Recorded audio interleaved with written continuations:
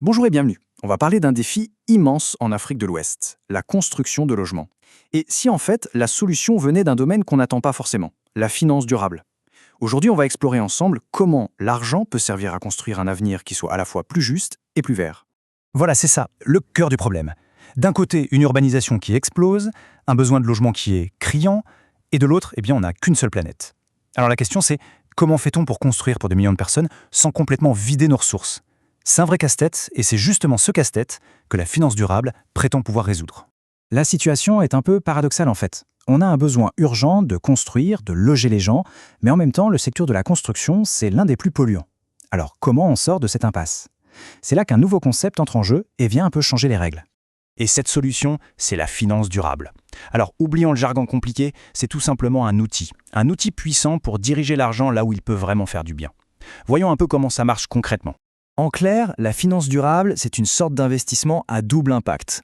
Bien sûr, on cherche toujours un retour financier, ça reste de l'investissement, mais, et c'est ça la nouveauté, on exige aussi un retour positif pour la planète et pour les gens.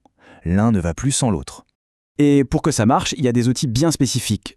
Les plus connus, ce sont les obligations vertes.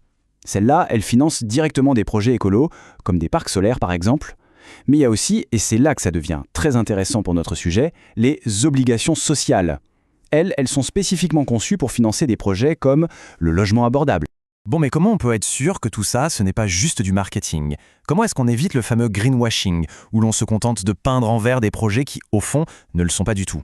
Eh bien, la réponse est assez simple. Il faut des règles du jeu claires, un langage commun pour que tout le monde parle de la même chose.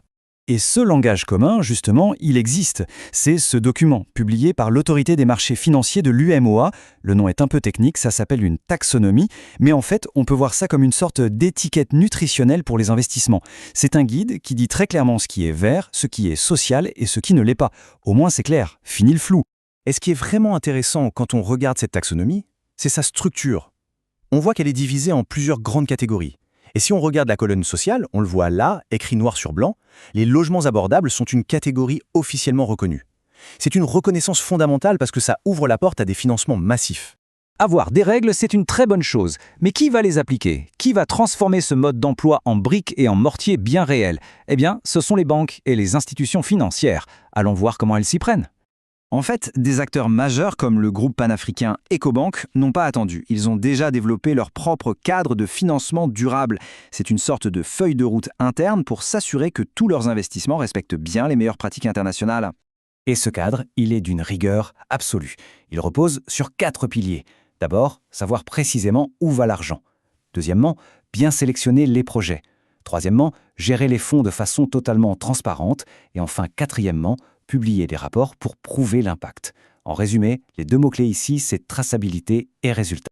Et ça illustre parfaitement la connexion avec des enjeux bien plus larges. Le financement du logement abordable, tel qu'il est défini dans ces cadres, ce n'est pas juste une petite initiative isolée. Non, ça contribue directement à l'objectif de développement durable numéro 11 des Nations Unies, qui vise à créer des villes et des communautés inclusives, sûres et durables. Ecobank n'est d'ailleurs pas un cas isolé. D'autres acteurs importants, comme la Banque d'investissement et de développement de la CEDEAO, la BDC, sont aussi dans la course. Le fait qu'elle soit accréditée par le Fonds vert pour le climat, par exemple, ça lui ouvre les portes des financements mondiaux. C'est vraiment tout un écosystème qui est en train de se mettre en place. Bon, à cette théorie, voyons un peu comment tout ça se traduit concrètement sur le terrain. On part au Sénégal pour découvrir un projet qui montre que ce modèle, il fonctionne vraiment. Alors, au Sénégal, la Banque de développement national, la BNDE, s'est associée avec le Fonds pour l'habitat social. Et leur idée, c'était de créer un fonds qui soit spécifiquement dédié à rendre le logement social plus écologique.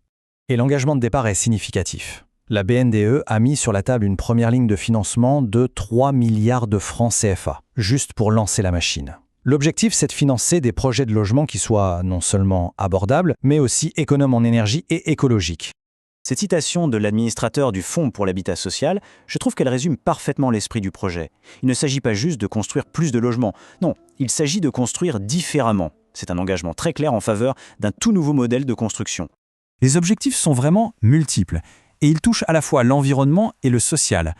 On parle de baisser l'empreinte carbone, de valoriser les matériaux locaux, de faciliter l'accès au logement pour les plus modestes et, cerise sur le gâteau, de créer de nouveaux emplois dans ce qu'on appelle l'économie verte.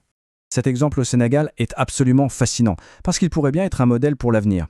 Il montre en fait qu'il est possible de concilier des impératifs qui, avant, semblaient complètement contradictoires. Finalement, quand on regarde l'ensemble, toutes les pièces du puzzle sont là. On a un défi très clair, une solution financière adaptée, des règles du jeu bien définies pour tout le monde, des acteurs qui sont mobilisés, et la preuve par l'exemple que ça fonctionne. La vraie question qui se pose au fond, c'est celle-ci.